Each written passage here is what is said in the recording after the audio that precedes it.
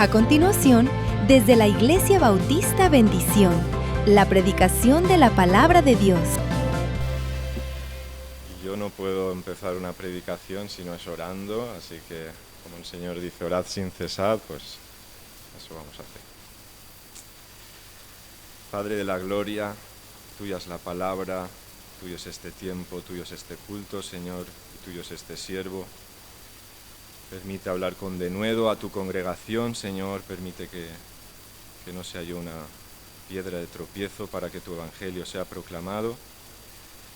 Te pido, Padre, que apartes las distracciones de nuestro corazón, Señor, que dejemos a un lado lo que el mundo nos impide, nos estorba para escucharte, Señor, y que no sea yo, sino Cristo en mí hablando a tu pueblo, Señor. Te lo pido en el nombre de Cristo Jesús.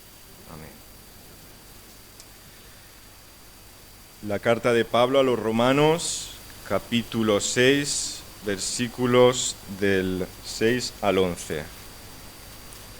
Dice la palabra de Dios: que nuestro viejo hombre fue crucificado juntamente con él, a fin de que el cuerpo del pecado fuera desactivado para no servir más al pecado. Porque el que murió ha sido libertado del pecado, y si hemos muerto con el Mesías, creemos que también viviremos con él, sabiendo que el Mesías, habiendo sido resucitado de entre los muertos, ya no muere. La muerte no se enseñorea más de él, porque en cuanto a que murió, al pecado murió una vez por todas, pero en cuanto que vive, para Dios vive. Y así también vosotros consideraos muertos al pecado, pero vivos para Dios en Jesús el Mesías. Hay algo en la vida cristiana que todos sabemos por experiencia, que todos lo vivimos, todos lo experimentamos, pero que no siempre entendemos o no siempre comprendemos bien, y es que la vida cristiana no se vive en teoría, sino que se vive en la práctica. Y en esa práctica en la que vivimos hay una tensión constante, porque hemos sido unidos a Cristo, pero seguimos bajo el pecado, bajo el poder del pecado día a día, al menos bajo su influencia, y luchamos contra él, nos enfrentamos a él, caemos, tropezamos y seguimos sintiendo la presión constante de este mal. Sabemos que hemos sido salvados, pero sentimos la fuerza del pecado todavía, de las pasiones que nos arrastran. Y sabemos que hemos sido trasladados al glorioso reino de la luz de nuestro Señor Jesucristo, pero aún se oye el eco, aún resuena el eco de este antiguo amo. Y entonces surge la pregunta: ¿por qué? ¿Por qué el pecado sigue teniendo influencia en nuestra vida? ¿Acaso no venció Cristo? Y como dice Pablo un par de versículos antes de estos que hemos leído, dice en el 5, hemos quedado injertados en Cristo, hemos sido plantados juntamente con Él. Entonces Pablo no está escribiendo a creyentes que dudan de sus luchas, sino que está escribiendo a creyentes que no han entendido esto, que no han entendido que ahora están plantados en Cristo Jesús y no han entendido cuál es esta nueva condición. Y por eso su respuesta, la respuesta de Pablo, no empieza en lo moral, sino que empieza en una realidad objetiva, en lo que Dios hizo. ¿Y qué hizo Dios? Si estás en Cristo, Dios ha cambiado profundamente lo que eres, tu esencia, si estás en Cristo. Y esta es la pregunta dura: ¿estás realmente en Cristo? ¿Realmente has muerto al pecado? Y la realidad objetiva de la que os hablaba, lo que Dios ya hizo, lo podemos ver en el versículo 6 y 7, la carta a los Romanos. Sabiendo esto, que nuestro viejo hombre fue crucificado juntamente con él, para que el cuerpo del pecado fuera desactivado para no servir más al pecado, porque el que murió ha sido libertado del pecado. Somos libres en Cristo. Y dejadme que os recuerde una historia terrible que sucedió hace unas décadas, que es que en el año 1942, en la Segunda Guerra Mundial, el régimen nacionalsocialista alemán ejercía su dominio de terror bajo gran parte de la Europa ocupada. Pero en 1945, estos son 3 años después, Berlín ya había caído, Alemania ya había sido derrotada, Hitler había muerto, el régimen nazi había perdido todo el control. Pero aunque el régimen había caído, aún había grupos, aún había focos de resistencia, aún había en distintos lugares soldados que estaban luchando, que estaban disparando, no porque pudieran ganar la guerra, sino porque aún no habían asumido que ya la habían perdido, que la guerra ya estaba perdida. Eran soldados obedeciendo órdenes de un régimen que ya no existía, arriesgando su vida por una causa que ya estaba terminada, y actuaban como si hubiera una autoridad que ya no estaba, ya no existía esa autoridad. Y no luchaban porque tuvieran poder real, porque habían perdido la guerra, sino porque seguían pensando que lo tenían. Y eso es exactamente lo que pasa con muchos creyentes en relación al pecado, que siguen obedeciendo al pecado, no porque el pecado tenga poder en su vida, sino porque siguen pensando que lo tienen. Y no han entendido su condición, porque hay pecados que se arrastran y que se entienden como inevitables por no conocer nuestra condición, y vivimos hábitos que no cuestionamos y reacciones que parecen automáticas. No porque Cristo no haya vencido, sino porque no hemos asumido existencialmente en nuestro foro interno esa victoria. Parecido a lo que ocurría con estos soldados que seguían luchando, ocurre con el pecado en la vida del creyente. La victoria está decidida y algunos siguen actuando como si este régimen antiguo siguiera teniendo autoridad. Porque Cristo no vino a debilitar el pecado, Cristo no vino a hacerlo negociable, no vino a reducirlo, Cristo vino a poner fin a su dominio, a derribar su trono y a deponer su tiranía. Pero tenemos que entender matices entre la Segunda Guerra Mundial y el ejemplo que yo os he dado y la guerra que nosotros libramos, nuestra guerra espiritual, porque a diferencia de que en la Segunda Guerra Mundial, la victoria en Cristo nunca estuvo en duda, nunca hubo opción del pecado de ganar. Nuestro problema real es la distancia entre lo que ya es real en Cristo, que somos victoriosos, pero lo que todavía vivimos por inercia, por ese antiguo hombre que fuimos una vez. Y el pecado no compite con Cristo en igualdad de condiciones. Su autoridad se ha quebrado, pero muchos seguimos viviendo bajo un poder que no gobierna en realidad, porque Cristo le ha quitado su autoridad. Y hay otra diferencia con respecto a la Segunda Guerra Mundial, y es que nuestra guerra no ha terminado.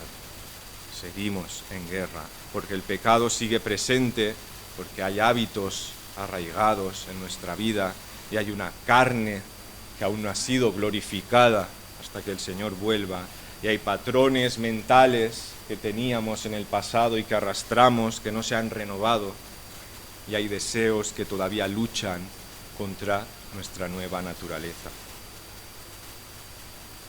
Hay un ejemplo que a mí me gusta y que es interesante que entendamos, y es que no luchamos contra un rey fuerte y poderoso, luchamos contra un enemigo derrotado, luchamos contra un enemigo caído, y esto debe animarnos y debe alentarnos, porque no olvidéis que aunque el pecado siga teniendo presencia en vuestra vida, aunque sea como un animal herido y acorralado que os enseña los dientes y está esperando a una oportunidad para atacaros, el Señor le quitó el poder, no tiene poder legítimo para dominaros.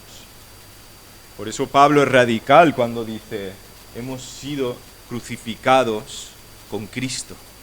El cuerpo del pecado ha sido privado de su poder. Hemos muerto. Y el que ha muerto ha sido libertado del pecado. Y ante esta tremenda verdad, los cristianos a veces respondemos equivocadamente.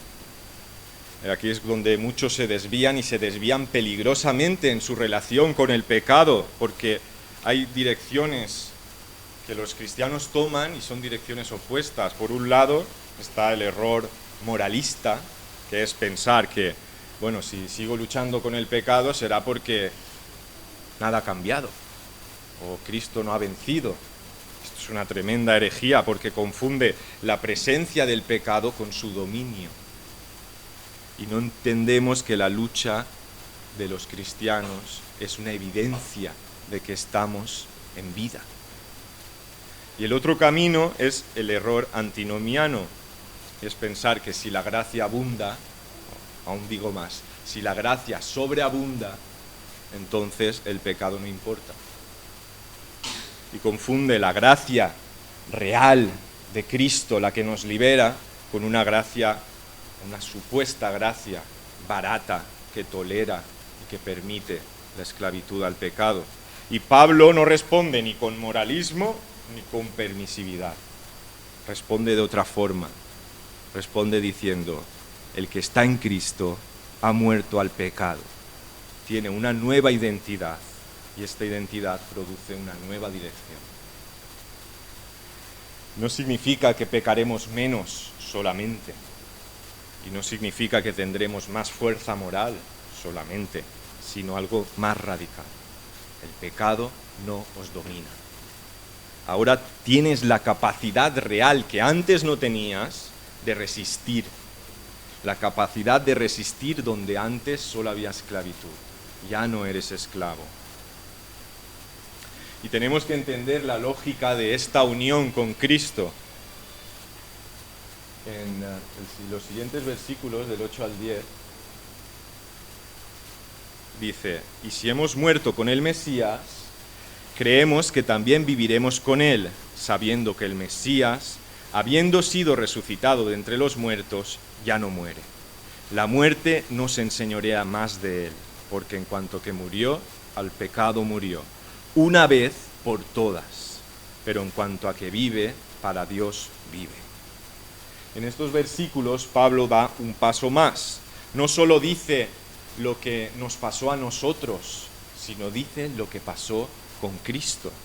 Que si nuestra muerte está unida a la suya en esa crucifixión, nuestra vida también lo está. Esto es lo trascendente. Su muerte es nuestra muerte. Su resurrección es su resurrección. Por tanto, su vida es nuestra vida. Porque este es el fundamento de nuestra fe. Sin esto nuestra fe se desmorona, no tiene valor y en cierta parte de la Escritura hasta dice, seríamos locos si esto no fuera real. Que Cristo no solo murió, resucitó y Cristo vive. Mirad cómo lo expresa Calvino en su libro donde trata a los romanos, dice, Cristo, quien ahora da vida a los creyentes por su Espíritu, comunicándoles su propia vida en virtud del poder de su resurrección, ha sido librado del dominio de la muerte. ¿Pero para qué? Para librar de ella a todos los suyos.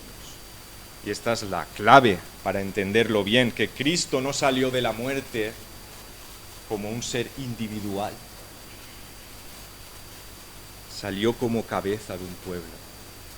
No resucita como un individuo aislado, sino que resucita como representante, nuestro representante. Y esa vida que Él tiene ahora en Dios no es algo que contemplemos desde lejos, sino que es algo que Él nos comunica, es algo que nos transmite. Por eso Pablo no solo habla de imitar a Cristo como un maestro, sino habla de participación.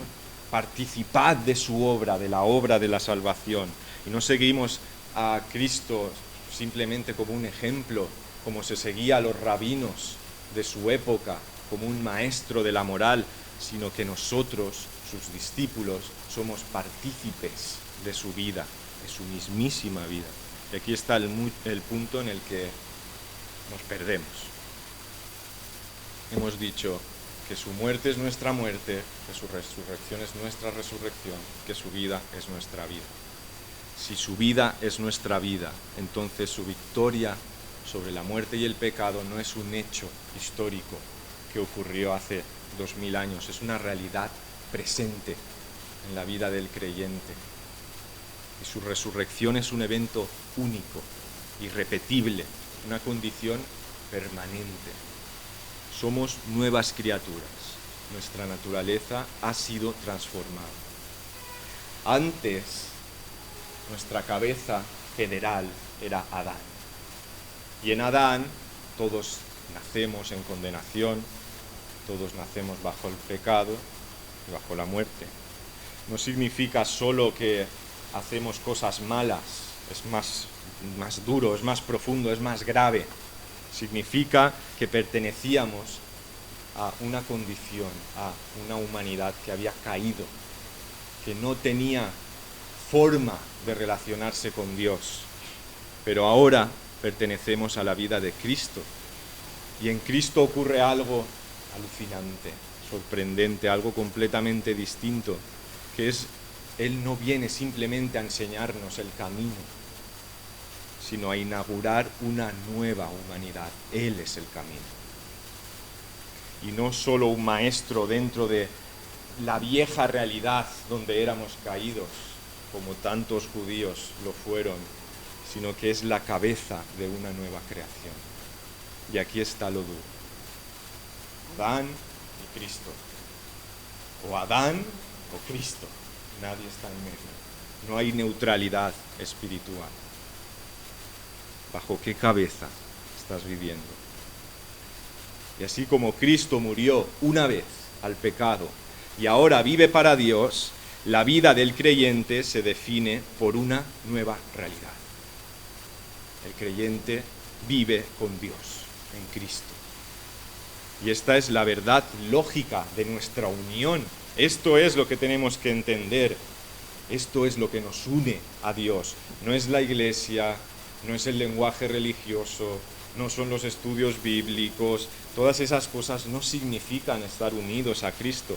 Estar en Cristo no es un símbolo, no es una decisión que tomamos una vez en nuestra vida, es una realidad ontológica, es nuestra naturaleza, es nuestro ser, es una unión real de vida que transforma lo que somos desde la raíz. ¿O acaso somos simples religiosos? ¿Es eso lo que somos, religiosos? ¿O somos discípulos de Cristo? Porque hay una gran diferencia, y esta es una advertencia que me vais a permitir, porque es necesaria. Porque aquí es donde muchos se engañan, que creen que ser cristiano es estar cerca de cristianos, o que es posible conocer el lenguaje bíblico, los hábitos religiosos, o incluso sentir una emoción espiritual genuina. Nadie está negando eso. Pero por sentir eso, o por conocer la Biblia, o por conocer la doctrina, no significa que estemos unidos a Cristo. La pregunta no es si vas a la iglesia, si pecas, si dejas de pecar, si conoces la doctrina, si intentas portarte mejor. No es esa la pregunta. La pregunta es mucho más incómoda. ¿Quién gobierna tus deseos cuando nadie te ve? ¿Qué define realmente tu vida? ¿Son tus apetitos? ¿Es el pecado? ¿Es tu ego? ¿Es tu comodidad? ¿Es eso lo que te define? ¿O te define tu unión con Cristo? ¿Es Dios quien gobierna tu vida o son tus apetitos? Y aquí es donde Pablo te interpela directamente en el versículo 11. Así también vosotros consideraos muertos al pecado, pero vivos para Dios en Jesús el Mesías. te interpela, considérate, te exige una respuesta. Consideraos muertos al pecado. No significa que imagines algo que no es, o que intentes producir en ti una realidad ficticia. Significa, reconoce como verdadero lo que Dios dice que es verdadero. No crees una realidad alternativa, sino responde a la realidad que Dios ha creado. No es un ejercicio emocional, es un acto racional, de fe racional, informado por la verdad objetiva del Evangelio de Jesucristo. No somos muertos al pecado porque lo sentimos, porque sentimos esa emoción, sino porque estamos en Cristo. Por eso hemos muerto al pecado y precisamente por eso debemos vivir de acuerdo con esta realidad y con todo lo que implica y no en contradicción a ella, viviendo en obediencia real, esforzándonos, sacrificándonos y rechazando activamente aquello que antes nos dominaba, lo que Dios llama pecado, lo que nos aleja de Él. Debemos hacer buenas obras, pero tenemos que entender esto sin confusión, sin confundir lo que significa hacer buenas obras, porque hay dos verdades aquí que deben mantenerse juntas, pero no deben confundirse. La primera es la evidencia de nuestra unión en Cristo por medio del obrar del Espíritu y la evidencia de las buenas obras. El que está en Cristo se ve, es evidente, valga la redundancia. Donde hay una unión con Cristo aparecen nuevos deseos, aparece una nueva lucha interior, un camino progresivo en los patrones de la obediencia y cada vez una ruptura mayor con el pecado. Cada vez se peca menos, pero para el que permanece en Cristo. Y por otro lado, tenemos que entender, para no confundirnos, que las buenas obras, esa evidencia, no es lo que nos salva. Creemos en la sola fe. La evidencia no es la base de la unión con Cristo ni la causa de nuestra salvación, es el resultado, no el fundamento. La vida transformada no es lo que nos une a Cristo, es lo que demuestra que ya estamos en Cristo. Y hermanos, las bendiciones, los beneficios, las riquezas para los que están en Cristo son incalculables.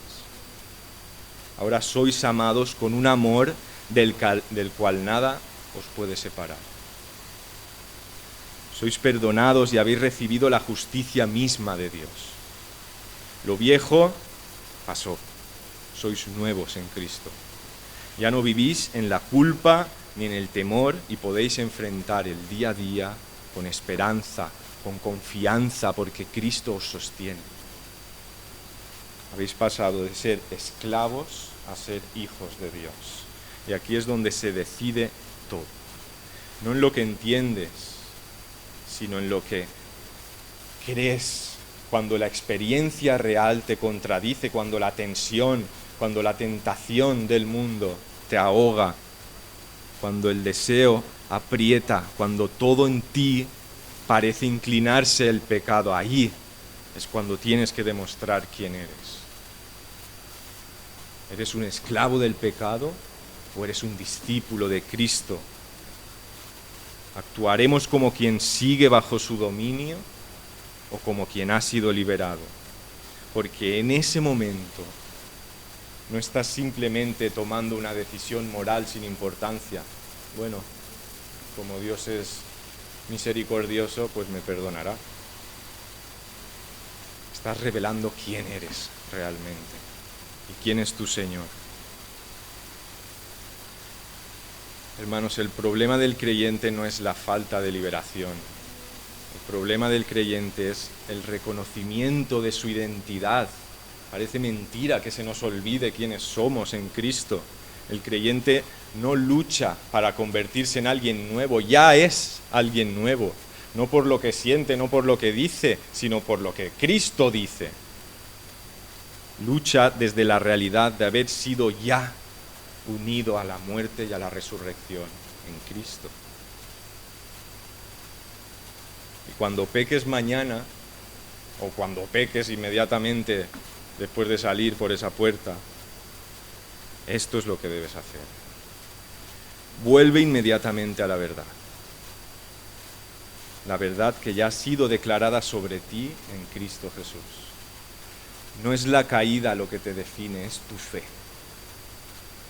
Reconoce el pecado como lo que es, no lo justifiques, no lo enmascares, no lo decores, no lo domestiques. Y cuando hagas esto, vuélvete inmediatamente a Dios. Vuélvete y arrepiéntete realmente y genuinamente. Y nuestro Dios, nuestro buen Dios, que está lleno de misericordia, sabrá perdonarte. Y confiesa, no negocies con lo que Dios llama pecado. Y cuando hagamos al pecar todas estas cosas, luego de hacer estas cosas, levántate y vive como quien eres, como alguien que ha sido unido a Cristo, no desde la culpa, sino desde la nueva identidad, la que ya tienes en Él. Pablo dice, considérate muerto al pecado, preséntate a Dios como vivo de entre los muertos. No luches para ser libre porque ya eres libre. Y si tu vida no refleja esto, porque poniéndonos en contexto, el fin de este mensaje no es hacer dudar a nadie de su fe, sino evidenciar lo que es estar en Cristo. Pero si hoy te has dado cuenta de que no lo estás, no suavices el problema.